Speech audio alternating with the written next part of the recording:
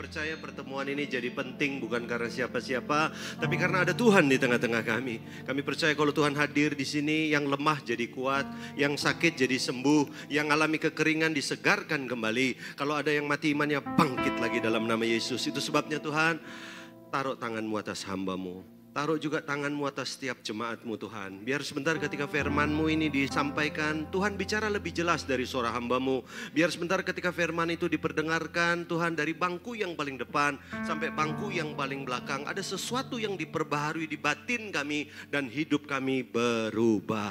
Tuhan, kami capek dengan hidup yang lama. Kami rindu Tuhan, kami diperbaharui dari hari ke hari sampai wajah Kristus nyata di dalam hidup kami. Sampaikan isi hatimu. Kami siap menerima yang terbaik dari hatinya Tuhan. Itu sebabnya dengan hati yang rendah, di dalam dan demi nama Yesus Kristus. Jemaat Tuhan yang siap terima firman Tuhan, sama-sama katakan. Sekali lagi beri tepuk tangan buat Tuhan kita. Haleluya. Baik, puji Tuhan. Ya, silakan duduk saudaraku. Selamat sore. Shalom. Sekali lagi shalom. Ya, puji Tuhan, senang sekali bisa jumpa lagi sama saudara. Ya, ini kebaktian yang ketiga dari kemarin malam, ya, dari ibadah pria tadi pagi. Dan kalau dua kebaktian ini diberkati, saya berdoa kebaktian yang ketiga juga diberkati oleh Tuhan. Siapa yang percaya ada berkat istimewa buat kita? Wow, saudara antusias, amin. Saudara semangat, amin. Coba bilang sama pasanganmu di sebelah, wajahmu tolong jangan cemberut, bilangin gitu saudara ya. Ya, oke, sukacita. Ya, saudara, tidak lupa sekali lagi saya mau bilang terima kasih. Saya sebut dengan hormat Bapak Pendeta Hensan dan Ibu, ya sahabat saya ini saudaraku, ya buat kesempatan yang diberi untuk saya bisa melayani di sini, ya puji Tuhan. Oke, saya hari ini tidak hadir sendiri, saya bersama istri saya, tapi saya juga bersama dengan anak rohani, dengan keluarga rohani, saudaraku. Dan nanti sebentar, saudaraku, ini yang saya janjikan tadi pagi, ya bahwa saudara, ya kita akan masuk di sesi yang sebenarnya, ya, saya akan bahas tentang kesetiaan saudaraku, dan puji Tuhan nanti mereka juga akan bersaksi bagaimana mereka ngalami lawatan Tuhan. Saudara mau dengar kesaksiannya? Amin. Ya, bilang sebelahmu, tentu khotbah dulu baru kesaksian. Bilang gitu saudaraku ya. Ya, oke. Nah, saudara, saya mau tanya siapa yang hadir sore hari ini tapi hadir tadi pagi? Boleh lihat nggak tangannya? Oh, oke. Oh, berarti sisanya ini ya. Yang cuma hadir sore ini. Oke, nah saya mau ngulang dengan cepat ya Pak ya. Coba kita buka langsung Ulangan pasal 22 ayat yang ke-8. Yuk kita lihat sebentar. Nah saya berharap waktunya kita cukup, dan maksudnya cukup tuh gini loh. Saya khotbah nggak terlalu panjang dan saudara mendengar dengan sukacita gitu kan saudaraku. Dan saudara bisa mendapat berkat gitu. Oke, sudah ada di depan saudara. Yuk tidak keberatan, satu ayat saja kita baca sama-sama ya. 2, 3. Apabila engkau mendirikan rumah yang baru, maka haruslah engkau memagari sotoh rumahmu, supaya apa? Jangan kau datangkan hutang darah kepada rumahmu itu apabila ada seorang jatuh dari atasnya. Ya, tadi pagi saya sudah sampaikan saudaraku, dan saya mau ulang sebagai dasar saja dengan cepat. Jadi saudaraku, bangsa Israel itu dikasih perintah oleh Tuhan, kalau nanti bangun rumah gitu ya, nih tolong ini ada aturannya. Jadi siapa yang setuju dengan saya? Tuhan itu sampai ngurus urusan rumah. Setuju saudaraku? Jadi saudara jangan pikir, wah Tuhan tuh mana mau urusan soal bangunan. Nah ini buktinya. Tuhan taruh perhatian. Nih dengar ya, saya maju boleh Pak ya. Banyak kali orang Kristen tuh salahnya di sini. Kita itu berpikir, saudaraku, masalah yang saudara hadapi itu masalah yang besar. Padahal sebenarnya masalah kecil. Tapi sebaliknya saudara berpikir saudara ngadepin masalah yang besar, masalah yang kecil. Tapi sebetulnya saudara ngadepin masalah yang besar. Kadangkala hikmat kita tuh tekor. Hikmat kita tuh nggak cukup saudaraku untuk bisa memahami sebetulnya masalah yang kita hadapi itu seperti apa. Menurut saudara ayat ini kan kayak sederhana gitu ya. Masa sih Tuhan? Ternyata Tuhan tuh urusan sampai hal-hal yang saudara anggap remeh loh saudaraku. Ya, bahkan urusan bangun rumah saja Tuhan bilang apa? Kalau kamu mau bangun rumah, jangan lupa katanya di lotengnya dikasih apa saudara? Ya sotoh tuh loteng, dikasih pagar. Kenapa? Supaya jangan ada yang jatuh. Bayangkan saudaraku, 3 kali kata rumah di situ loh. Apabila engkau mendirikan rumah 1, maka haruslah engkau membagari suatu rumah 2. Supaya jangan kau datangkan hutang darah kepada rumahmu berapa? 3. Jadi 3 kali, satu kata diulang sampai 3 kali, apa artinya itu? Penting. Nah sekarang saya mau terangkan, kenapa rumah itu penting? Ya, yang pertama, nah cepat aja. Rumah itu adalah indikator dari siapa kita yang sesungguhnya. Setuju? Saudara mau tahu siapa saya yang sesungguhnya? Oh, bukan pas lagi khotbah. Jangan pas lagi saudara-saudara. Wah, semua amin-amin saudaraku. Ya, tapi pendeta menurut saya nih, pendeta yang begini saudaraku, berani nggak dia khotbah ada istri, ada anak, ada sopir, ada pembantu? Hah, berani nggak? Oh, jangan-jangan dia saudara-saudara. Pembantunya ngomong sama sopir, Bapak kalau khotbah bagus, tapi tadi malam Bapak salah masuk kamar. Oh, coba kalau kayak gitu bagaimana saudaraku, ya kan? Artinya apa? Yang tahu aslinya itu siapa? Rumah. Memang kalau saudara pergi ke Paris, saudaraku, wah mereka jalan-jalan gandengan tangan, saudaraku. Saudara kalau ke Jakarta banyak orang suka apa namanya show, menunjukkan ya kita deket loh, kita tuh baik-baik loh. Jangan tertipu saudaraku. Justru saudaraku masih gandengan tangan di rumah enggak? Di depan orang cipika-cipiki, masih cium pasangan di kamar enggak? Saudaraku, karena banyak orang cuma mau apa? Mau ciptakan kesan aja gitu, ngerti saudaraku? Makanya saudara jangan percaya sama Instagram tuh, sama itu tuh apa tuh flexing saudaraku. Jangan percaya, kenapa? Belum tentu aslinya kayak begitu. Makanya saudaraku ya penting sekali ya kita ini menyadari seperti apa rumah. Maksudnya begini loh, seperti apa kehidupan. Karena rumah itu adalah kehidupan yang sesungguhnya. Makanya kalau boleh pilih, saudaraku, hamba Tuhan, saudaraku, jago khotbah sama jago di rumah, pilih yang jago di rumah. Ya kalau bisa pilih dua-dua, dia khotbahnya jago, tapi jago juga di keluarga, wah itu keren saudaraku. Tapi kalau boleh pilih, ini kalau mau pilih, saudaraku pilih yang mana? Pilih yang nggak apa-apa khotbahnya nggak terlalu pinter, nggak apa-apa saudaraku. Ya yang penting rumahnya. Yang udah repot begini, udah khotbahnya nggak bagus, rumahnya jelek juga saudaraku ya. Ya ini saya bilang rumah bukan rumah bangunan ya, bukan ya. Ini bicara tentang indikator dari siapa kita yang sesungguhnya. Makanya kalau ada tema di gereja bulan keluarga, itu benar sekali. Justru kekristenan harus menyentuh sampai di dalam rumah saudaraku. Karena sekarang kebanyakan orang tuh perhatiannya di mana? Tuh di belakang mimbar, betul nggak? Makanya saya nggak mau di belakang, saya di depan mimbar, saudaraku ya. Kenapa saudaraku? Karena kadangkala maaf, mimbar bisa menipu. Ya, saudaraku, hari ini, waduh ngeri setan itu saudaraku serang keluarga habis-habisan. Jadi sekali lagi, kenapa rumah penting? Karena rumah itu apa? Indikator dari siapa kita yang sesungguhnya. Makanya sekali-sekali saudaraku ya, boleh nginep di rumahnya di gereja, boleh saudara. Boleh ya? Oh boleh. Supaya kita tahu siapa Bapak dan Ibu Gembala yang sesungguhnya. Tapi sekali-sekali nanti Bapak dan Ibu Gembala akan kunjungi rumah saudara. Gantian saudara. Nanti mereka akan bilang, tolong saya mau nginep 2 hari di sini. Kenapa saudaraku? Saudara ketahuan aslinya. Di rumah nggak bisa bohong, betul nggak? Di rumah itu sandiwara mau berapa lama? Saudaraku. Nggak bisa, langsung aslinya keluar. Saudaraku. Itu yang pertama. Jadi rumah itu kenapa penting? Karena indikator dari siapa kita yang sesungguhnya. Bahkan tadi pagi saya bilang om saya mau cari karyawan. Itu saudara kalau dia cocok, dia punya kurikulum vitae, dia langsung interview, langsung dia datangi rumahnya. Ya kan? Kalau di rumahnya kebetulan ada anak kecil saudaraku, om saya pinter, dia bawa permen. Ya, kemudian apa? Dia kasih permen anak kecil. Nah, anak kecil kalau dikasih permen itu sumber informasi yang sangat akurat, saudaraku. Ya, lalu si om saya akan tanya, papamu kalau marah sama mama bagaimana? Wah, itu kalau itu anaknya bilang, om, ini televisi 3 pecah sudah om.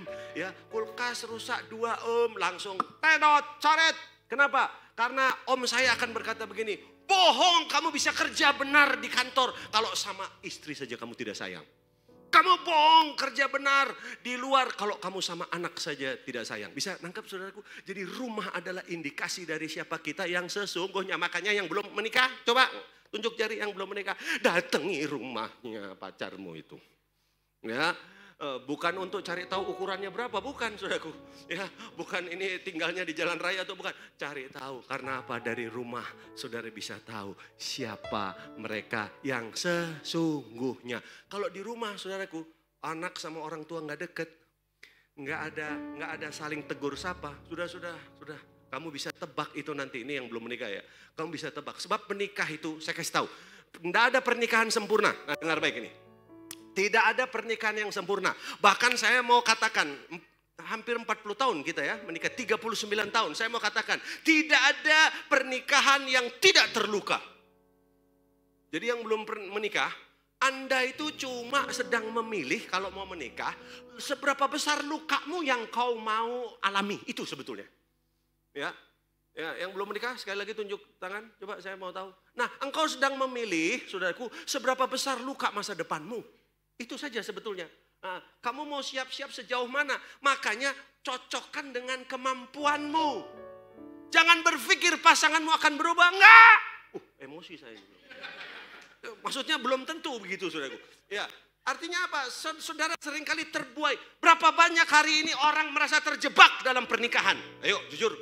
Ya, padahal saudaraku, pernikahan kan diharapkan untuk kita bahagia kan, betul kan?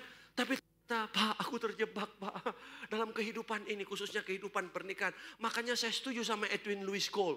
Edwin Louis Cole, saudaraku, dia pernah, bapak kegerakan pria sejati kalau saudara tahu Edwin Louis Cole. Dia pernah berkata begini, ya, kalau engkau mau menikmati sorga atau neraka, menikahlah. Karena kalau pernikahanmu berbahagia, engkau akan rasa dekat dengan sorga. Tapi kalau pernikahanmu tidak berbahagia, maka engkau akan rasa dekat dengan neraka. Jadi cara tercepat menikmati sorga atau neraka, caranya bagaimana? Menikah. Coba di sini yang belum menikah, coba lihat, tunjuk tangan lagi. Ya, berbahagialah engkau ya. Yang sudah menikah tolong angkat tangan. Ya, rasa ke kamu ya. Ya, udah nggak usah tunjuk tangan, sudah kelihatan dari sini ya, saudara ya. Ya, berapa banyak penyesalan terjadi. Nah, jadi yang pertama, betapa pentingnya. Jadi rumah penting nggak? Penting. Oke, yang kedua sekarang. Nah, kenapa rumah itu penting? Yang tadi apa? Indikator dari siapa kita yang sesungguhnya. Yang kedua apa, saudaraku? Makanya ya, sudah stop mencari pujian di luar. Ya, banyak orang senang cari disanjung-sanjung di luar. Bagus. Padahal yang asli itu di dalam. Makanya saya lebih suka dipuji sama istri saya daripada dipuji orang lain, karena orang lain tidak tahu siapa saya yang sebetulnya, betul nggak? Iya kan? Iya. Nah, yang repot gini, kalau di dalam rumah tidak pernah dipuji. Nah itu kita selesaikan nanti di mana? Di retreat. Ya, ini kan paket hemat. Ya, nggak mungkin saya terangkan semua. Ya, kalau paket lengkap undang saya lagi. Gitu saudaraku ya. Nah, itu di retreat enak kita bahas yang begitu-begitu saudaraku ya. Sekarang yang kedua, kenapa rumah itu penting? Karena rumah adalah, ingat yang pertama tadi, ingat ya, indikator. Nah yang kedua, rumah adalah fondasi. Ya, rumah adalah, jadi pernikahan adalah fondasi dari bangunan yang ada di atasnya. Yuk cepat, 1 Petrus pasal 3 ayat 7, yuk cepat. Pokoknya semakin cepat yang nyalain ayat, semakin cepat saya selesai khotbah ya. Wah ini lama. 1 Petrus 3 ayat 7, ayo saya beri tekanan tambah lama saudaraku ya. Nah jadi rumah adalah fondasi ya, dari bangunan yang ada di atasnya. Nanti saya terangkan. Nah, sama-sama kita baca. 2, 3. Demikian juga kamu, hiduplah bijaksana dengan istrimu sebagai kaum yang lebih lemah. Terus hormatilah istri sebagai teman pewaris dari kasih karunia, yaitu apa? Kehidupan, supaya apa? Doamu jangan terhalang. Wow. Saya mau kasih tahu bapak-bapak, suami-suami, tahu nggak saudaraku? Ya, kenapa engkau sukses? Suami itu kan pencari nafkah, betul ya? Tapi tahu nggak, suami itu sukses kenapa? Bukan karena suami jago melobi, bukan karena suami pinter marketing, bukan. Engkau sukses karena apa? Waktu engkau berdoa, doamu didengar oleh Tuhan. Itu mesti ngerti. Nah, tapi di sini dikatakan apa? Doamu ya, waktu engkau naikkan bisa jadi terhalang. Walaupun kau puasa, walaupun kau berteriak, walaupun kau jerit, saudaraku, Tuhan berkati, bisa terhalang. Kapan itu? kalau kamu tidak hormat sama istri. Ini kan bilang kayak gitu. Istri itu memang makhluk halus. Maksud saya makhluk lemah. Maksud saya kan itu ditulis. Dia ini, tapi biar gini-gini, ini jimatnya saya.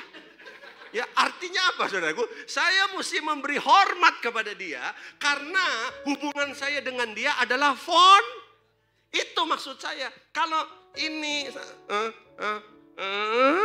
maksudnya ini sama ini benar, itu jadi fondasi untuk bangunan yang ada di atasnya. Saudara, you name it, mau bangun apa? Bangun bisnis, bangun apapun saudaraku. Mau bangun pelayanan saudaraku. Itu semua akan berhasil ketika fondasinya. Apa itu fondasi? Saya dengan dia. Ngerti saudaraku? Karena ingat, doa bisa terhalang. Sekali lagi saudaraku, kalau hari ini saudara ngalami omset menurun, ngalami apa namanya lagi? Saudaraku, usahamu gagal, jangan cepet-cepet pinjam duit di bank. Jangan. Yang saudara harus lakukan apa? Pusat masalahnya ada di mana? Doamu itu terhalang. Kenapa terhalang? Nah tadi, karena engkau tidak beres memperlakukan pasanganmu. Makanya saudara mesti cek dengan istrimu. Bagaimana nih hubungan kita? Mau dibawa kemana nih hubungan kita? Seperti apa? Oh tadi lagu itu ya tadi ya. Seperti apa hubungan kita? Itu penting, karena apa? Sebab kalau si lemah tadi berteriak, firman Tuhan bilang begini. Kalau si lemah, orang lemah itu kan istri itu ya. Kalau istri berteriak dan kita tidak mendengar teriakannya, maka satu kali kita berteriak, Tuhan tidak mendengar. Wih, ngeri loh. Jadi hubungan saya, relasi saya dengan dia menentukan saya dengan Tuhan. Jadi saya dengan Tuhan itu harus melewati calonnya itu ini. Itu dalam tanda petik, saudaraku. Artinya apa? Kalau beres ke sini, beres ke sana. Amin. Coba bilang sama pasanganmu yang hadir dengan istri, bilang, wah ternyata kamu ngeri ya. Bilang gitu, saudara. Artinya apa, saudaraku? Ya? Oh, saya lihat dari sini ada yang noleh ke isinya. Wah, kamu bener-bener ngeri memang ya. Ya, artinya apa? Saudara setuju? Ini perlu pemberesan dulu. Amin. Ya, karena gini, doa kita terhalang. Percuma saudara, Tuhan berkati, teriak sekencang apa. Tuhan, kalau kita nggak hormat sama pasangan, Tuhan, dia juga berdoa, jangan Tuhan. Yang didengar siapa? Yang didengar istri. Nah ini masalahnya. Makanya baik-baiklah sama istri, saudaraku, supaya biar dia yang berteriak sama Tuhan. Ya, nah caranya bagaimana? Firman Tuhan bilang apa? Hormati. Nah hormati itu bukan begini. Jangan nanti pulang sini. Iya baik yang bukan itu. Salah satu bentuk hormat mau tahu nggak apa saudara? Salah satu bentuk. Saya bukan menggurui saudara ya, bukan ya. Tapi pernah nggak saudara nanya ke pasangan? Yang kamu takuti apa sih di hidup ini? Perlu nggak suami mengetahui ketakutan pasangannya? Perlu nggak? Yang saya ngomong kalau salah saya berhenti khotbahnya. Ini masuk akal nggak? Bener nggak? Istri perlu nggak? Perlu ya Bu ya? Menurut Ibu perlu kan? Jadi perlu cari tahu. Kamu mbok takuti apa sih? Kadangkala istri bukan takut suami nggak ngasih duit, bukan. Ambil contoh. Kadangkala istri itu pengen nanya. Kamu itu kerja di kantor dari jam 8 sampai jam 5. Itu kue mbek sopo wae. Nah itu bisa. Kamu ngapain aja? Apalagi kalau yang berhubungan di dalam kantor itu ada lawan jenis, saudaraku. Kamu sama si ini, kamu seperti apa sikapnya sama dia? Itu bisa membuat istri jadi ketakutan.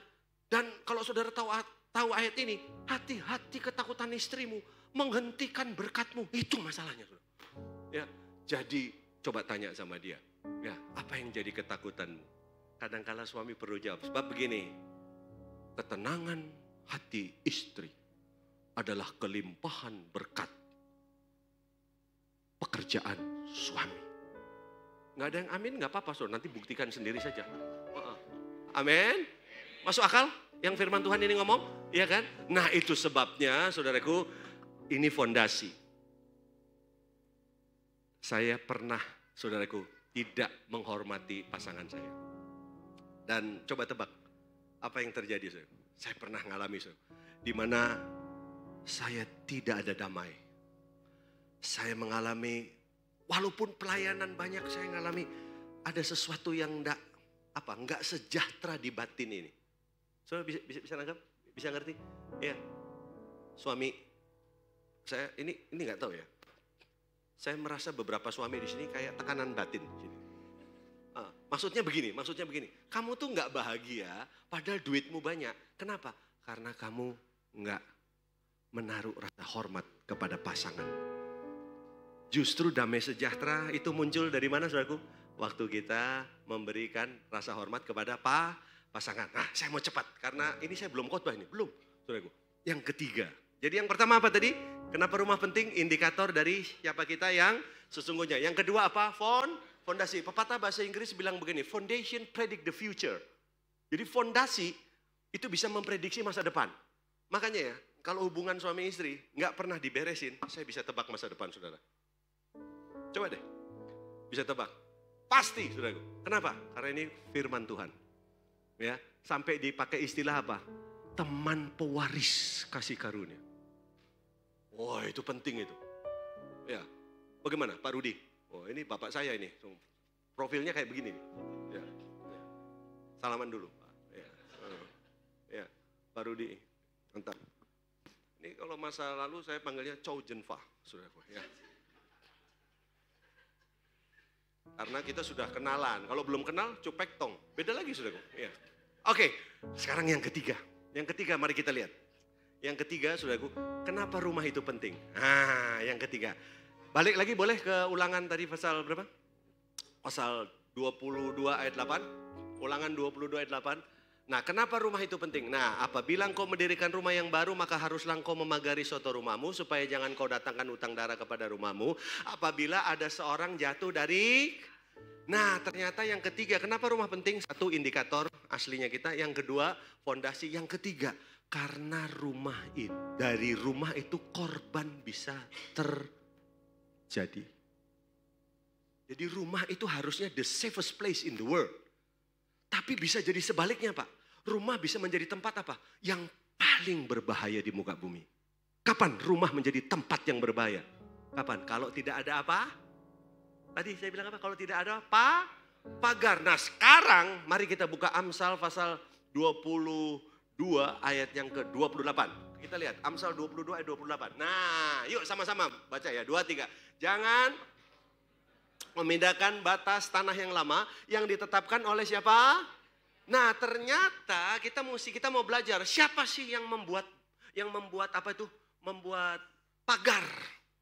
Siapa yang membuat batas? Di rumah itu harus ada yang buat pagar.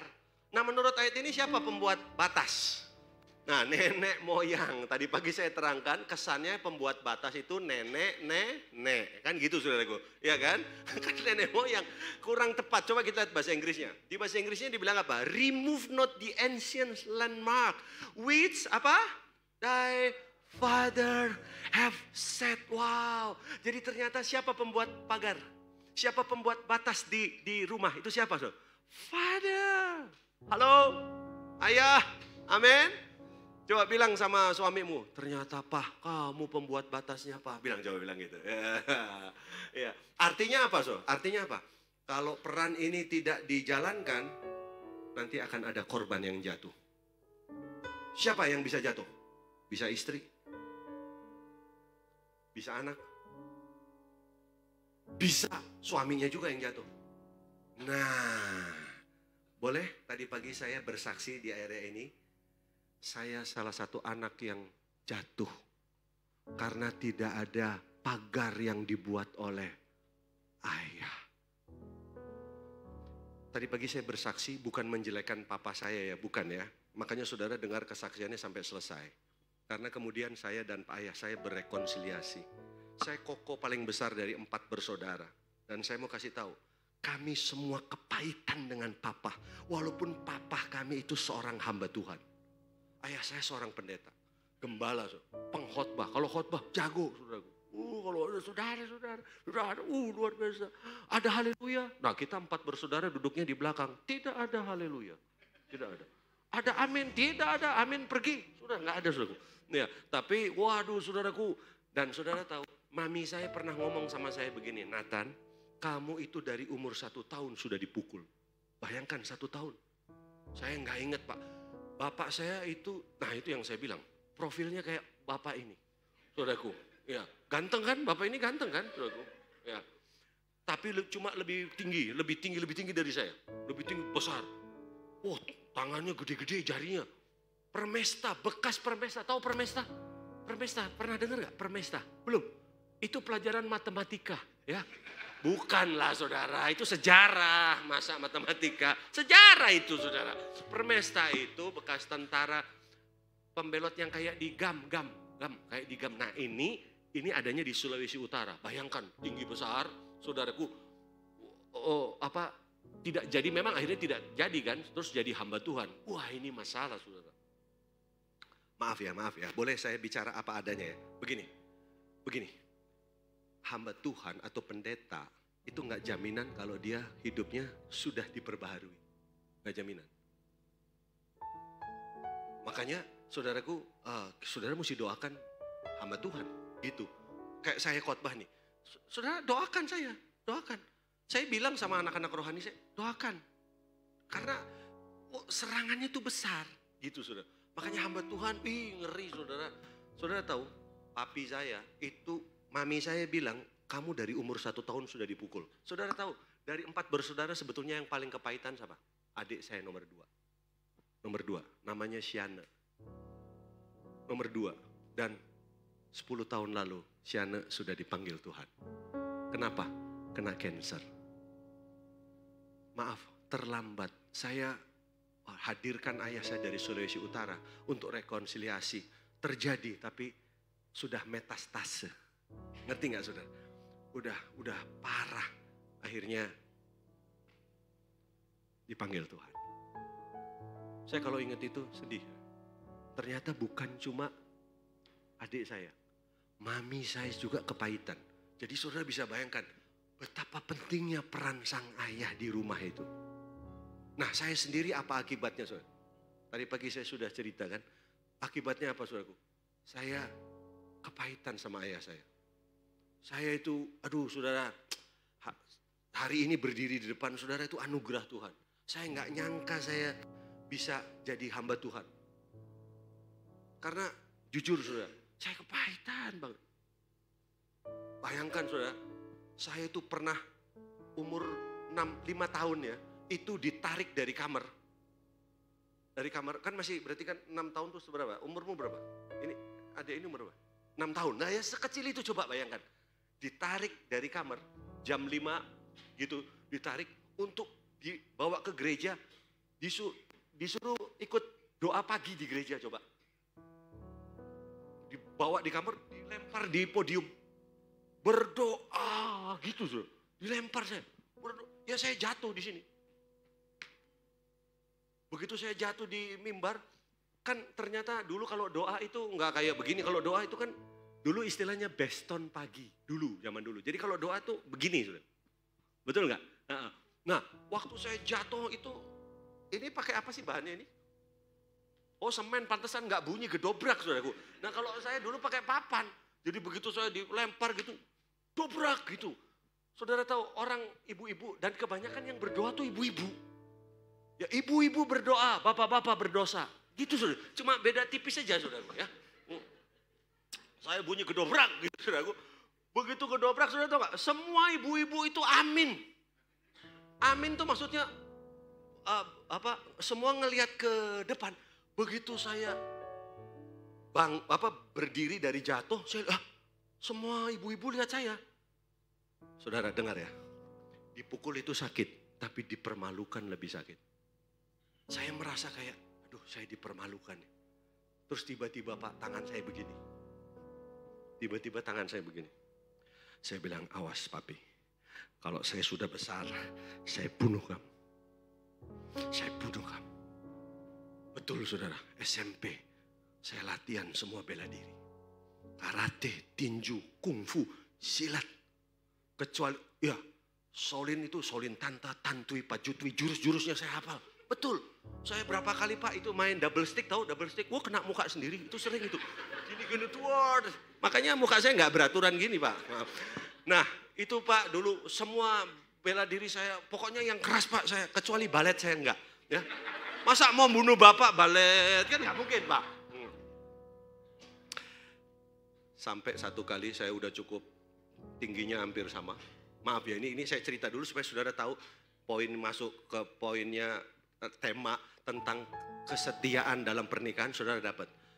Saya bawa toya Pak. Saya bisa main toya? Bisa.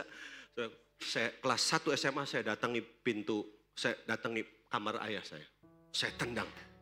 Maaf nih saya dramatisir, saya tendang. Hei, yang laki-laki keluar! Saya nggak tahu kenapa papa saya nggak keluar. Yang keluar mami saya. Nah, ini kalau saya cerita mami selalu saya nggak pernah kuat hati saya. Kenapa? Buat saya mami itu hamba Tuhan. Buat saya mami itu malaikat. Buat saya mami itu guru kehidupan yang sesungguhnya. Saya selalu nggak pernah tahan, saudaraku. Dan mami saya keluar dia peluk saya. Nathan, jangan. Nggak boleh berdosa, itu papi. Tapi saya udah jengkel, udah nggak. Saya kebayang bagaimana papi memperlakukan mami, saya kebayang bagaimana papi memperlakukan saya, bagaimana papi memperlakukan adik-adik saya. Aduh Pak, saya pernah, papi saya kalau males mukul, sini ngana. Kan Manado kan nggak kan, sini ngana. Pangana, Pakita, Pagoda, Pastiles, itu Manado. Sini ngana. Nah, apa yang dia lakukan? Buka baju. Saya suruh buka baju. Maaf ini ya. Buka celana. Walaupun saya masih anak-anak. Saya sudah bilang, dipermalukan itu lebih sakit Pak. Saya berkali-kali saya telanjang. Walaupun masih usia 6 tahun. Itu saya suruh berdiri di depan gereja Pak. Coba. Hari ini saya waras toh. Kelihatan waras ini. Hah? Ini kalau bukan anugerah Tuhan gak mungkin. Saya kepahitan yang gak bisa di Bandung Pak. Makanya kelas 1 SMA saya tendang, saya bilang keluar. Yang laki-laki keluar. Saya tahu kalau dia keluar saya lari pasti Pak. Karena gak mungkin, anak gak mungkin menang sama papa. Gak mungkin anak menang sama papa. Nggak, cuma papa tuh bisa tahu gak sakit hatinya kita kenapa. Bukan kita mau lebih jago, enggak. Waktu ayah saya dipanggil Tuhan, saya gak tahan. Saya bilang, Tuhan, saya kangen papi saya. Saya pengen dipukul lagi. Iya, seolah-olah gak apa-apa deh, asal saya masih bisa lihat papi saya. Tapi ternyata ya gak bisa. Saya ingat terakhir tuh, papi saya kan dipanggil Tuhan umur 80. Jadi sekitar umur 75 gitu ya, 76 kita pernah ketemu. Gantengnya masih sih, tetap kayak bapak ini.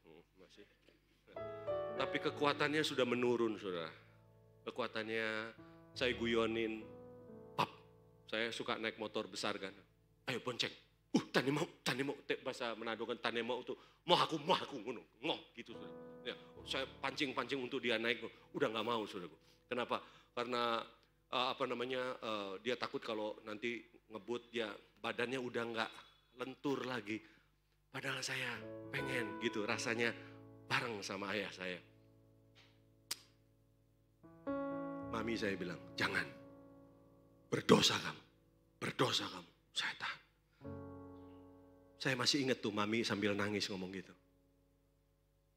Kalau mami yang ngomong saya nurut sudah. Iya mam. Tapi saya bilang gini sama papi saya. Saya nggak bisa bunuh kamu sekarang. Tapi saya akan bikin malu kamu. Nah kan pendeta kan. Saya mau bikin malu. Caranya bagaimana? Nah kelas 2 SMA. Ini yang saya lakukan. Saya hamili satu perempuan. Apa yang terjadi saudara? Hamil. Karena saya hamili. Hamil. Ya. Dan karena dia perempuan. Dan saudara tahu, ya saudara udah tahu, Pak perempuannya yang mana? Ya ini perempuannya ini. Udah enggak usah nanya-nanya lagi. Itu mancing-mancing aja maunya. Yang mana? Emang yang mana? Ya saya cuma satu ini saudara. Nah, yang menarik begini saudaraku. cerita ini bisa jadi berbeda karena ada faktor Tuhan. Bisa ngerti nggak? Kalau ini kita orang yang tidak kenal Tuhan lain cerita. Karena kasus-kasus gini biasanya berhenti di tengah jalan. Bisa tahu? Berapa banyak orang yang kita tahu kawin muda akhirnya apa? Divorce. Anak kami 3 hari ini, saudaraku, cucu kami 2,5. Maksudnya karena masih di kandungan, yang setengah, saudaraku.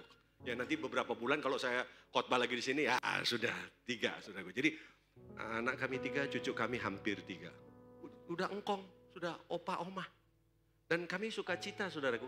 Ya ingat, bukan, nah makanya nanti kalau sampai jadi kita retreat, kalau sampai jadi ya, itu kan kesannya saya bersedia jadi pembicara di sini, kesannya. Saudara jangan senang dulu, saya belum tentu terima, belum tentu. Maksud saya begini saudaraku, nanti kita bahas hal-hal yang lebih dalam. Karena begini, banyak banyak mutiara-mutiara kehidupan yang kita lewati dari usia pernikahan muda sampai bisa bertahan 30, berapa tahun kita? 39 tahun. Enggak gampang itu saudara, enggak mudah. Kita tadi di hotel, kita sambil, biasanya kalau mau jalan kita kan doa bareng. Doa kan duduk di tempat tidur. Mau berdiri itu loh, aduh kok pegel kabeh, boyo gitu. Wes tuwek. Gitu, kita mulai ngerasa, kita udah opa-opa ini. Kita udah oma-oma. Untung ada anak rohani yang bantuin saya setir, saudaraku. Ya, singkat cerita, saudaraku. Apa yang saya lakukan? Akhirnya kita menikah di mana, Pak? Menikah di pengadilan. Karena di bawah umur. Saya harus menghadap Pak Hakim, lalu saya bilang begini. Orang tuanya dia, kan orang tuanya nggak terima kan? Ya mana ada orang tua terima, saudaraku? Mana ada? Ngambil anak ayam aja mesti bener, apalagi anak orang, saudaraku. Jadi saya kan ngambilnya nggak bener, saudaraku. Apa yang terjadi? Wah marah. Saya dikejar-kejar, saudara. Sama bapaknya dia, saudaraku. Dan akhirnya kita pengadilan, saya bilang, Pak Hakim, tolong nikahkan kami. Langsung Pak Hakimnya bilang begini, saya masih ingat tuh, kalian berdua diberi dispensasi dari negara untuk melangsungkan pernikahan. Ketok palu 3 kali. Resmi. Wah begitu resmi. Hore, kawin. Saudara tahu, saudara ketawa ya, saya nangis, saudara enggak? Kenapa? Karena kita nggak tahu apa itu arti perkawinan. Begitu kita resmi menikah, aduh saudara, aduh. Minta ampun saudara. Saya kalau berantem sama dia, darah muda kan, kelas 2 SMA. Tenaganya, saudara. Wah, semua kungfu keluar semua. Apa caw? Keluar semua, saudara. Iya.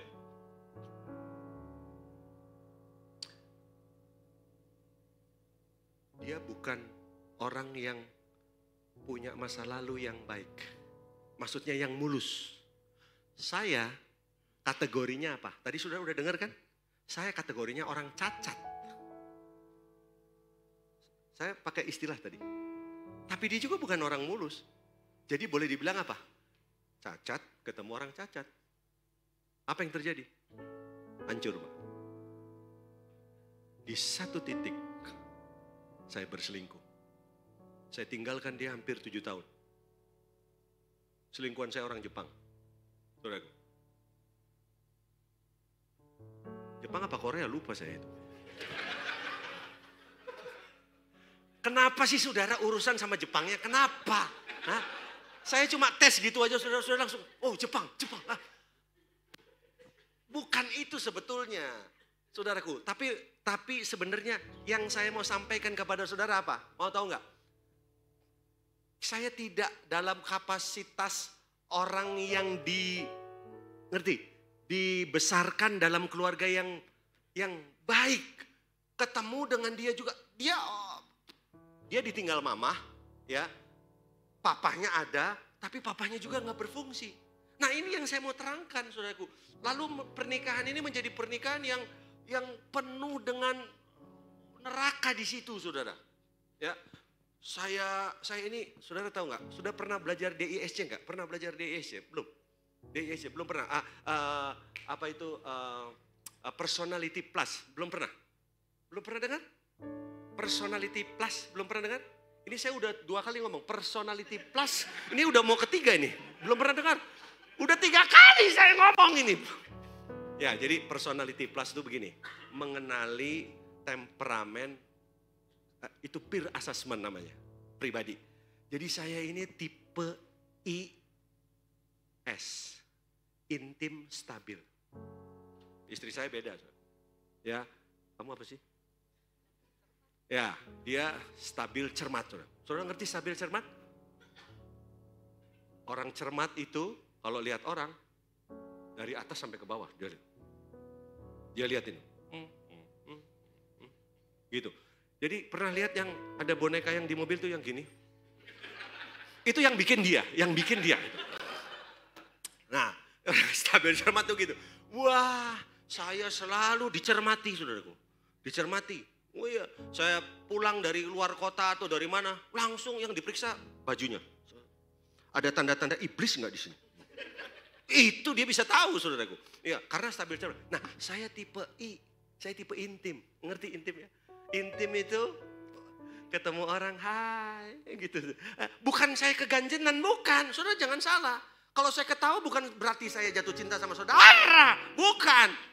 Itu memang bawaan saya begitu, saudaraku. Jadi encim-encim pun bisa salah duga dengan saya, saudaraku. Karena saya memang tipe I. Ini udah emosi saya sekarang. I berubah jadi saudaraku, emosi. Ya, artinya apa? Ada itu temperamen. Ngerti ya, saudara? Nah, kita nih hampir kontradiksi. Bayangkan menjalani hari-hari kehidupan kayak apa, saudaraku? Sampai satu titik, saudaraku, ketidaksetiaan terjadi. Nah, poinnya ini udah selesai. Nah, sekarang saya mau khotbah. Tadi belum. Nah, sekarang saya mau khotbah. Saya bisa ceritakan ini karena kami ngalami. Kenapa kenapa ketidaksetiaan itu akhirnya terjadi dalam satu relasi? Kenapa? Rata-rata, saudaraku, ya, ketidaksetiaan itu terjadi itu karena kita hidup di satu family yang tidak menghargai nilai-nilai kesetiaan di sana. Halo, bisa ngerti? Ya. Jadi itu environment itu penting sekali, saudara. Nah, itu yang terjadi, itu yang saya rasakan, saudara. Itu yang saya alami gitu, ya. Akhirnya apa, saudaraku? Itu terjadi dalam kehidupan saya dengan pasangan saya, ya. Ketidaksetiaan itu teraplikasi dan apa yang terjadi? Hancur hidup kita. Ya, saya ngalami banyak hal, saudara. Nah, hari ini saya mau kasih beberapa poin kepada saudara. Yuk, langsung saja, sudah habis ini selesai nanti dengar kesaksian. Yuk, kita sama-sama buka, saudaraku. Kita lihat Alkitab kita sama-sama di dalam Lukas pasal 15. Coba kita lihat. Lukas pasal 15 ayatnya yang ke-8. Coba. Lukas 15 ayat yang ke-8 sampai ayat yang ke-10. Saudara mau sama-sama kita baca ya? 2, 3. Atau perempuan manakah yang mempunyai 10 dirham dan jika ia kehilangan satu dari antaranya apa? Tidak menyalakan pelita dan menyapu rumah serta mencarinya dengan cermat sampai apa? Ia menemukannya. Terus dan kalau ia telah menemukannya apa? Ia memanggil sahabat-sahabat dan tetangga-tetangganya serta berkata apa? Bersukacitalah bersama-sama dengan aku sebab dirhamku yang hilang itu telah kutemukan. Terus berikut. Aku berkata kepadamu demikian juga akan ada sukacita pada malaikat-malaikat Allah karena satu orang berdosa yang bertobat. Saudara, kalau saudara baca ayat ini saya nggak tahu. Saudara, apa yang ada di imajinasi saudara. Tapi coba lihat. Kenapa, boleh angkat ayatnya yang ke-8? Saudara, kita mau belajar. Kenapa terjadi ketidaksetiaan, Pak? Dalam sebuah relasi. Perhatikan. Atau perempuan manakah yang mempunyai 10 dirham dan jika ia kehilangan satu di antaranya tidak menyalakan pelita dan apa, saudaraku? Menyapu rumah serta mencarinya dengan cermat sampai ia menemukan. Kalau saudara baca berikutnya, ayatnya yang berikutnya, di sana dibilang apa, saudara? Dan kalau ia telah menemukan, ia memanggil sahabat, tetangganya, serta berkata apa? Bersukacitalah. Saya nggak tahu, balik lagi boleh ayat yang ke-8. saudara memaknai ayat ini seperti apa. Tapi saya melihat begini, saudara. Kapan mulai satu rumah tangga kehilangan sukacita? Kapan itu, saudara? Bukan waktu saudara nggak punya duit. Bukan waktu satu keluarga nggak ada uang, bukan. Tapi waktu satu relasi kehilangan kesetiaan atau terjadi pengkhianatan. Halo, bisa diterima? Luar biasa ya. Tuhan kasih hikmat saya di sini. Ternyata kenapa perempuan ini mencari dirham yang hilang itu? Saya kasih tahu dulu. Dirham itu ada dua macam. Pada zaman Israel kuno, saudaraku, dirham pada masa itu ada dua. Yang pertama yang disebut dengan dirham Persia. Yang sekarang lagi rame. Persia itu Iran. Dirham Persia beda dengan dirham Israel. Beda. Dirham Israel itu dari apa bentuknya? Ini mata uang, tapi bentuknya dari bahannya dari apa? Bahannya dari perak. Perak, oke? Udah ya. Sementara dirham dari Persia itu bahannya dari emas. Dan mau tahu satu dirham Persia itu nilainya berapa? 20 gram emas. Di masa itu. Nah, kalau sekarang, cike to sao chen. Itu ngedewe, saudaraku ya. Itu 20 gram emas. Nah, berharga nggak? Berharga. Nah, tapi yang kita lagi bahas ini bukan dirham Persia, Pak. Bukan, tapi dirham apa? Ini dirham yang ada di Israel. Ya, yaitu dirham perak yang artinya gini. Yang nggak ada nilainya dibandingkan dengan dirham Persia. Cuma yang menarik, dirham ini hilang dan kemudian dicari. Halo? Kapan satu relasi kehilangan sukacita? Kalau mereka kehilangan yang namanya kesetiaan. Pengkhianatan masuk, kesetiaan pergi, duka cita terjadi. Bisa diterima? Saya cek dulu wajah-wajah sini ada yang duka cita nggak ya? Berarti ada dirham yang hilang. Dan mau tahu bagaimana cara mengembalikan dirham? Saya lagi konteksnya apa, Pak? Bagaimana mengembalikan sukacita yang hilang karena ketidaksetiaan. Mari kita bedah pelan-pelan ya. Lihat, kita kembali ke ayatnya yang kemana? Ayat yang ke-8. Atau perempuan manakah yang mempunyai 10 dirham? Jadi saudara mesti tahu, dirham ini diberikan 10, jadi ada 10. 10 ini sebenarnya seperti kayak orang mau ngelamar dulu. Yang nanti bakal dipakai di pesta pernikahan. Dari calon suami kepada calon istri. Tapi perempuan ini kehilangan satu. Halo, ngerti nggak? Bukan hal mahal sebetulnya dibandingkan dengan dirham Persia. Tapi kok dicari? Nah ini menariknya.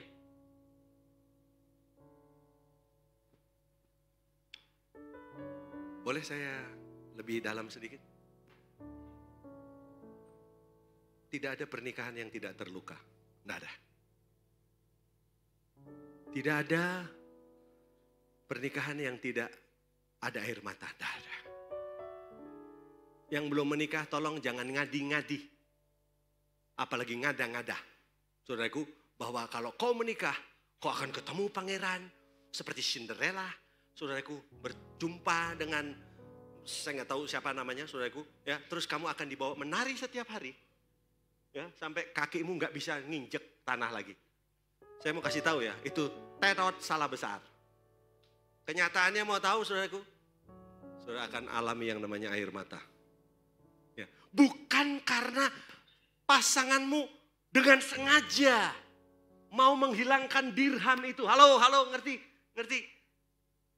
Bukan dengan sengaja, bukan.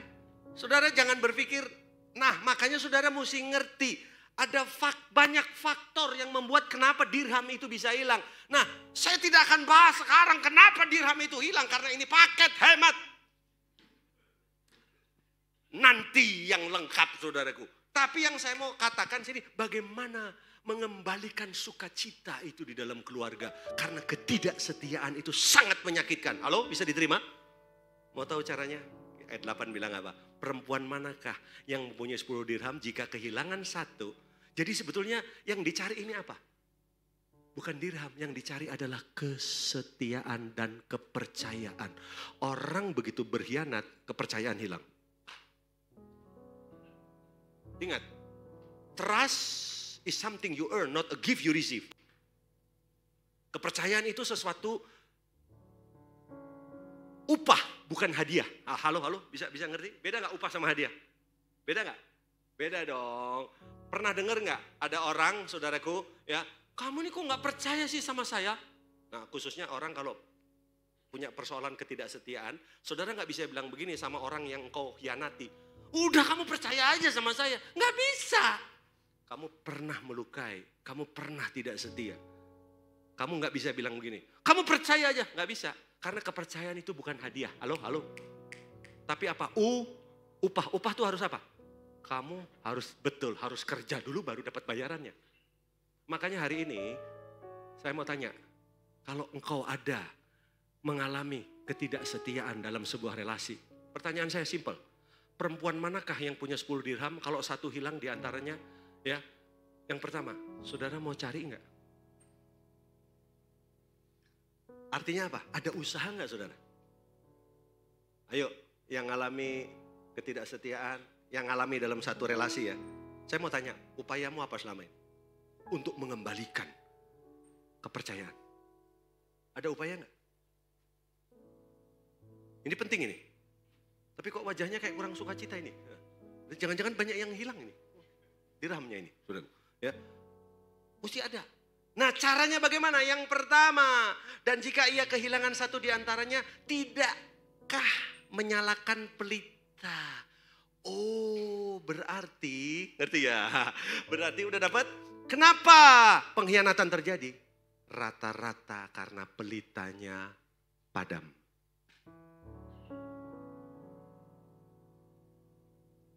Saya nggak punya dasar yang cukup kuat karena usia kita menikah umur 17 tahun.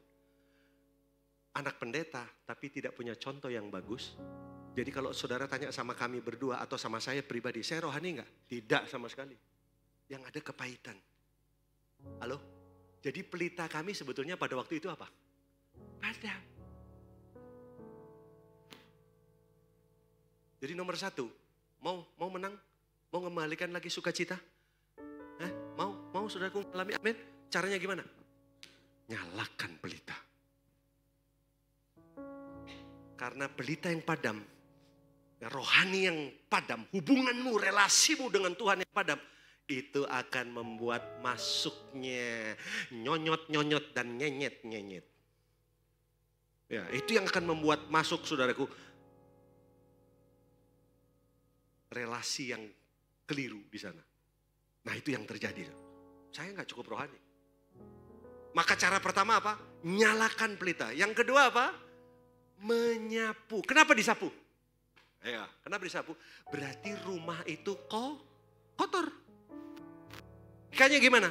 Ingat ya, yang hilang itu perak. Perak itu warnanya hampir kayak silver, kayak begini nih. Kayak begini. Ya kan? Perak kan begini kan. Artinya begini, kalau mata uang koin perak jatuh di sini, kalau ruangannya bersih gini gampang nggak ditemukan? Gampang, soalnya bersih kan. Tapi kalau dia kotor, saudaraku, maka cahaya perak itu tertutup dengan kotoran. Bisa ngerti? Kenapa dia menyalakan? Pertama dia gelap, yang kedua apa? Kotor, makanya apa? Dia mesti sapu. Kenapa terjadi pengkhianatan? Karena engkau punya motif-motif dengan pasanganmu yang kotor. Jangan dipikir pasanganmu belum tentu loh orang menikah dengan motif yang benar loh, belum tentu loh. Loh, kita ini sekarang dipengaruhi oleh berita. Ini kan zamannya medsos, makanya kemarin saya ngomong di pria, hati-hati dengan berita. Karena berita itu bisa bikin apa? Motif saudara jadi kotor dengan pasangan. Makanya kalau mau dengar berita firman Tuhan, dengar suara gembala. Ini penting sekali, pemuritan itu penting. Yesus dia bilang apa? Yang pertama, take heed what you hear. Pay attention to what you hear. Apa yang kamu dengar itu penting. Yang kedua, take it how you hear. Bagaimana kamu mendengar. Yang ketiga, who told you? Siapa yang ngomong sama kamu? Hari ini ada suami setia. Dalam pernikahan 20 tahun dia setia. Tapi karena dia bergaul dengan orang yang salah. Berita yang salah masuk, saudara. Apa yang terjadi?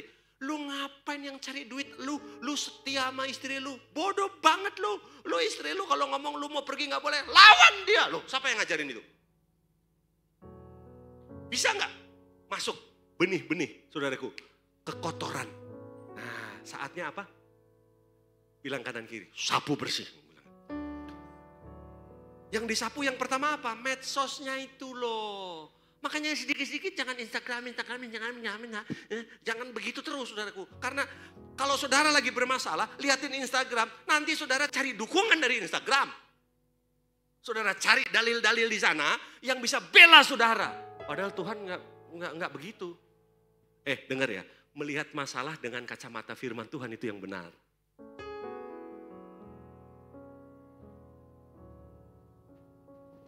Nanti,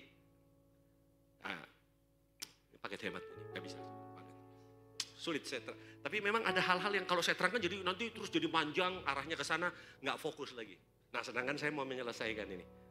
Jadi dapat yang pertama nyalakan pelita. Berarti ketidaksetiaan gara-gara gelap. Setuju? Yang kedua, sapu bersih. Berarti ketidaksetiaan gara-gara kotor. Distorsi dalam apa? Dalam motif. Yang ketiga, apa yang dilakukan? Menyapu serta mencarinya dengan apa? Cermat. Katakan bersama saya cermat. Salinan lain dibilang apa? Dengan saksama, dengan hati-hati. Hati-hati itu begini, tidak ada satu, ngerti gak? Tidak ada satu perabotan yang tidak dibalik. Jadi bukan cuma nyapu. Ini kalau saya nyapu nih di sini, ini kan ada benda ini kan. Kalau saya nggak cermat, saya sapu gini aja. Tapi kalau cermat gimana? Saya balik ini. Boleh Pak saya balik? Tentu saya tidak kuat. Tapi harus dibalik, diangkat baru dilihat. Itu cermat. Jujur, kenapa terjadi ketidaksetiaan? Nah, kalau mau kita nggak all out sama pasangan kita. Kita nggak cermat dalam melayani. Nah, ini kan kalau mau diterangkan kan panjang Pak satu-satu Pak. Betul. Tapi sudah dapat esensinya hari ini. Saudara pasti akan diberkati. Saya ngundang keluarga David. Yuk maju ke depan, kasih tepuk tangan dulu.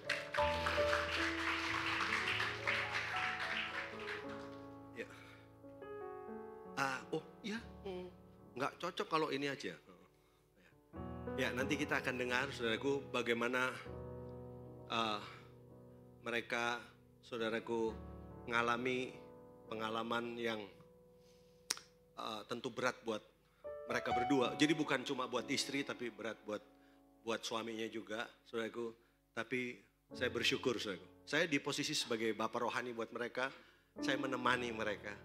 Ya, kita mau dengar apa yang mereka apa yang mereka alami dalam pengalaman ini yang bisa jadi berkat buat kita. Yuk, silakan. Shalom saudara. Bapak Pendeta Hensan, makasih Ibu, Papi, Mami juga. Ini Papi rohani.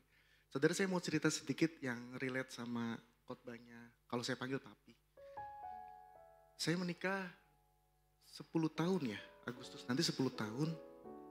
Dan 9 tahun saya menjalani pernikahan saya terlihat baik-baik aja saudara. Mulus saudara. Doa jalan. Seperti keluarga Kristen yang seperti pada umumnya. Gak ada masalah. Tapi ternyata ketika ada sesuatu yang sedikit mengganggu saya, saudara, itu mengalami kerusakan yang cukup berat. Gitu. Ya, di 2025 awal tahun saya mengalami konflik sama istri saya. Pernikahan Kristen, saya percaya pernikahan yang terus mau belajar, pernikahan yang terus mau diajar dan merendahkan hati. Di awal tahun saya dengan istri saya mengalami konflik yang cukup berat untuk saya. Karena secara perekonomian beberapa tahun ke belakang bisnis saya mengalami penurunan, ditambah lagi istri saya ini masukin faktor Tuhan ya, sekali lagi ya, karena nanti larinya ke tempat yang lain arahnya. Istri saya mengalami namanya kesalahpahaman saudara, sampai di satu titik dia pukul saya di depan umum, di depan papi rohani saya. Di depan papi rohani kami, sorry maksudnya. Satu kali saya bilang sama dia, so jangan gini gitu loh. 2 kali saudara, di situ hati saya marah. Dan gak terasa hati saya rusak saudara. Waktu berlalu saya pergi tinggalin rumah, saksinya anak-anak saya. Saya pergi 1 minggu balik, saya pergi 2 minggu balik, akhirnya saya pergi totali. Kemudian saya pergi 3 minggu gak balik saudara. Di situ saya mengalami kerusakan hati yang cukup parah gitu. Di mana istrinya waktu itu ya, di mana istrinya sebagai penolong, sebagai orang yang terdekat bagi saya dan menjadi lawan untuk saya saat itu gitu. Saya terpukul saudara, saya terpukul. Karena di situ saya merasa bahwa istri saya menjadi lawan terbesar saya. Dia tahu apa yang sedang saya alami, tapi dia juga seolah-olah memposisikan sebagai orang yang menjadi lawan saya di situ. Terus terang, saya sangat terpukul. Saya sangat terpukul dan hati saya rusak, saudara. Nah, ketika hati saya rusak, saudara tahu tindakan saya salah semua. Saya jatuh saudara namanya perselingkuhan. Saya jatuh ke namanya dosa saudara. Ya, saat itu di hati saya yang rusak, ya ini setan. Nggak ada yang bisa lu perbaiki. Semuanya rusak. Hancurin aja sekalian. Rusakin aja sekali udah rusak. Nggak ada yang bisa diperbarui. Singkat cerita saudara, saya tuntut istri saya ke pengadilan untuk bercerai. Saya gak bisa bohong saudara, ini orangnya sebelah saya. Ya, karena awalnya kita bertikai, kita bertengkar dan dia bilang dia mau ceraikan saya tapi gak dilakuin. Dia bilang, oh gak jadilah karena saya masih sayang. Saya bilang, lu mainan atau apa gitu. Sebagai laki-laki saudara, gengsinya tinggi kan. Tapi ketika saya ajukan itu, namanya perpisahan, perceraian saudara. Saudara tahu, Roh Kudus bicara. Nah ini bedanya. Hari itu hati saya gak enak saudara. Tuhan kejar saya. Tuhan, ya ampun. Saudara, kalau kita mengalami yang namanya kerusakan hati yang pertama dan kedua, mengambil keputusan saudara, semuanya salah. Waktu itu saya cuma bilang sama Tuhan, Tuhan, ini mau tuntut cerai loh saudara. Tuhan, intervensi. Please intervensi. Kalau tindakan saya salah, Tuhan intervensi gagalkan. Singkat cerita saya tuntut saudara ke pengadilan pakai teman saya lawyer. Udah naik saudara, udah mau daftar. Saya pulang, ketiga anak saya datang, saya peluk. Nangis saudara, kita nangis, istri saya pun nangis. Di situ Tuhan hadir, di situ Roh Kudus intervensi luar biasa. Sampai saya ketemu istri saya ngobrol banyak hal. Saya putuskan saudara untuk saya tahan dan cabut lagi. Ya, bedanya saat itu saya menghentikan langkah saya saudara. Hati saya masih rusak. Tapi buat saya 2 hal. Ketika saya ingin mengambil keputusan, saya harus berpikir dulu. Ya, untuk saya menstop ini. Tapi itu urgent saudara. Karena begitu didaftarkan saya gak bisa cancel lagi. Ya, saya cuma pegang satu. Firman Tuhan saudara. Saya WA teman saya. Bang, saya bilang. Stop prosesnya. Cancel. Dia bilang, oh kenapa? Gak apa-apa nanti saya jelasin. Saya cuma bilang begitu. Saudara,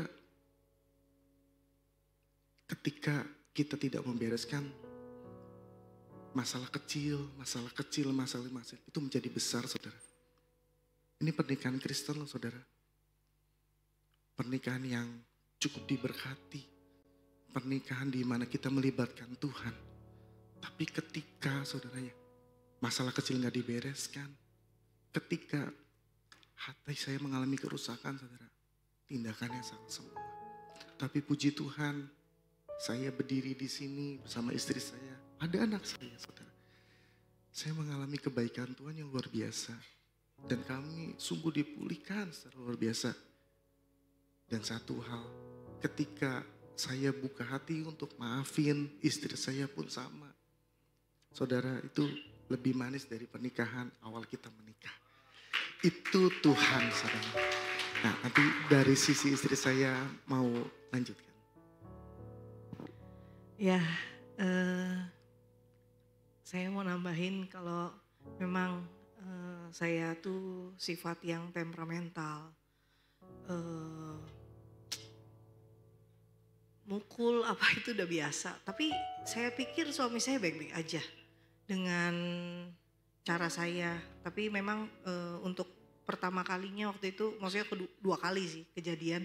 Saya pukul dia di depan banyak orang. Tapi ya saya ngerasa biasa aja. Karena kayaknya itu dia tidak menghiraukan apa yang saya minta gitu. Tapi di 3 minggu dia pergi, di situ tuh semua suara ada kan. Termasuk Bapak Rohani yang ngasih saya firman, saya disuruh merenungkan firman.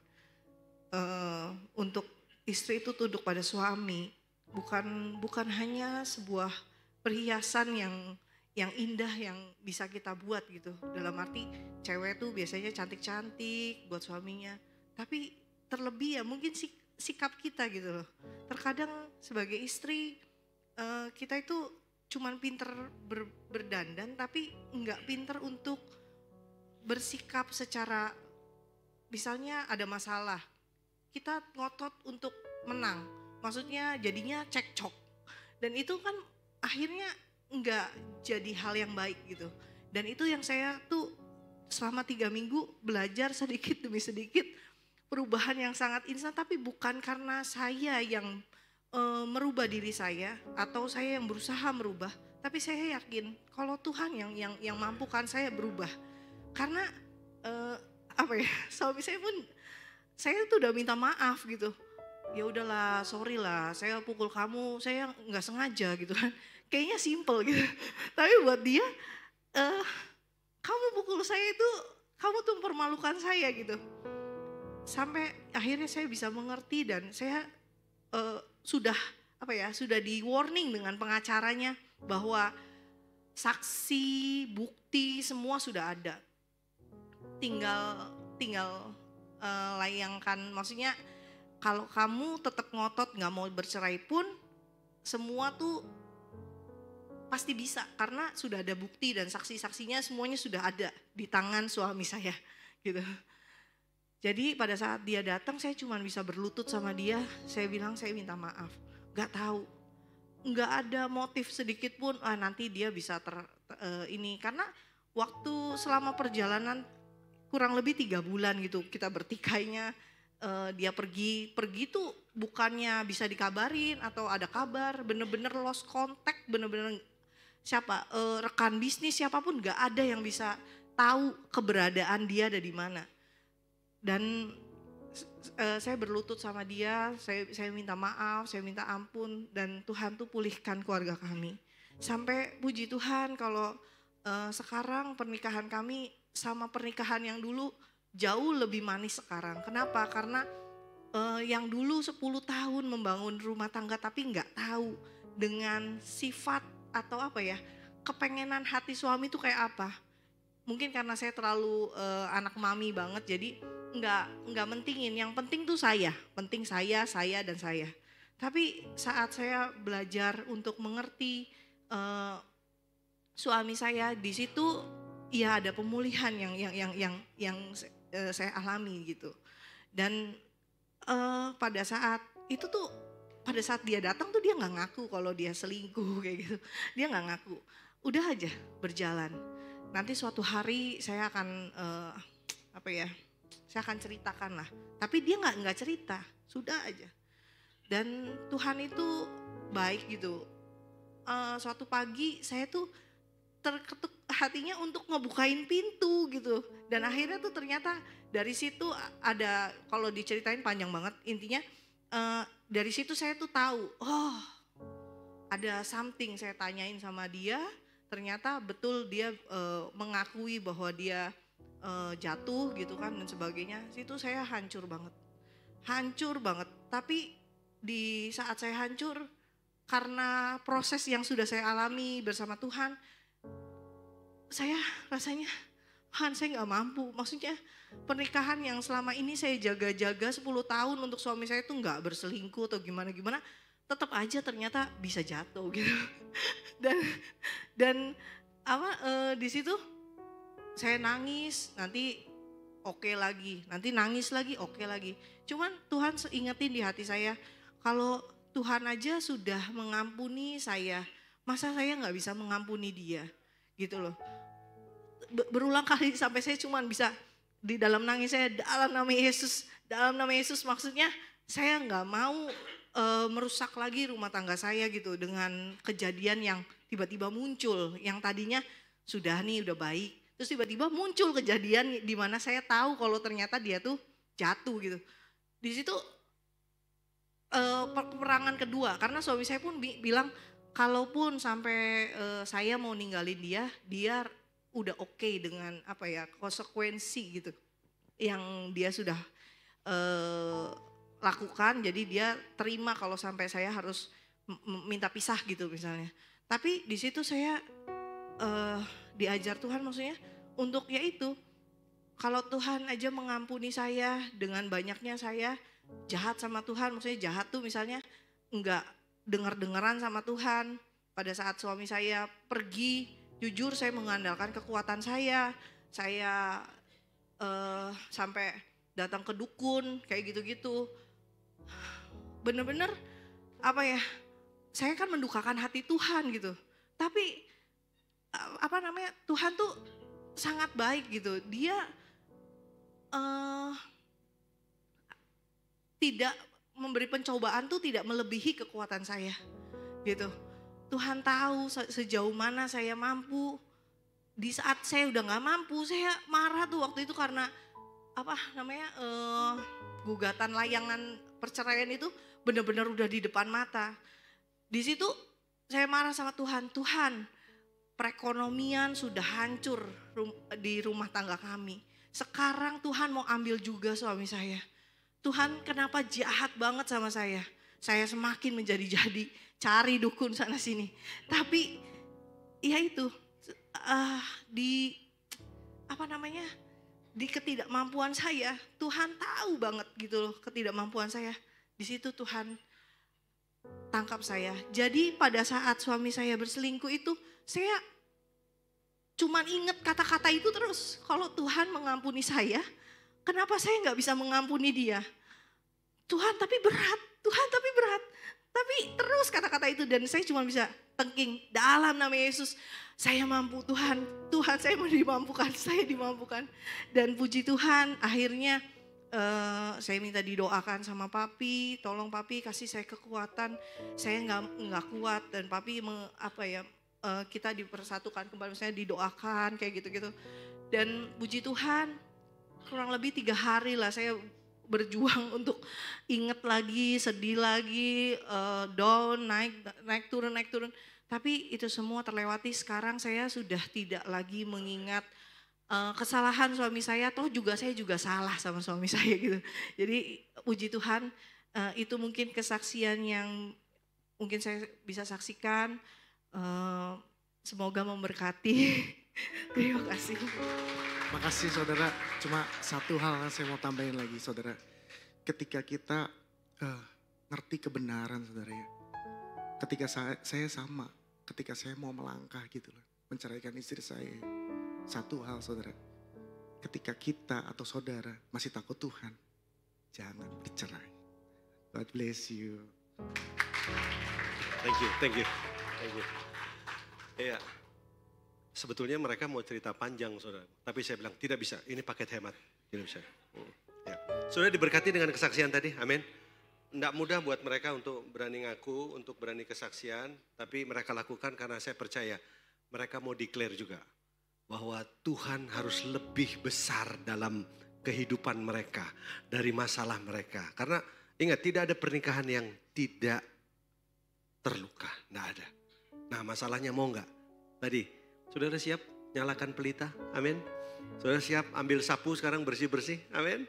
Dengan periksa dengan teliti. Kalau sudah amin, mari saya jemput saudara bangkit berdiri sama-sama. Yuk. Haleluya.